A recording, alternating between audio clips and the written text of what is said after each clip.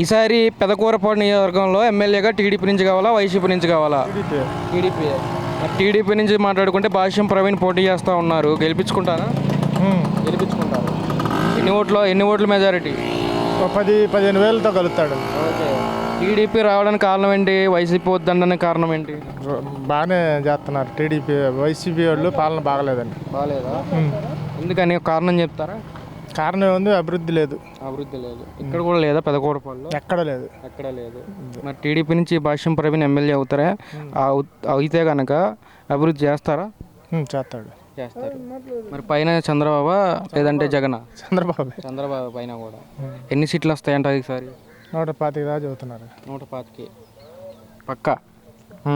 మరి ఆయన వస్తే ప్రయోజనం ఏంటి స్టేట్లో? స్టేట్లో ఏముంది, అభివృద్ధి.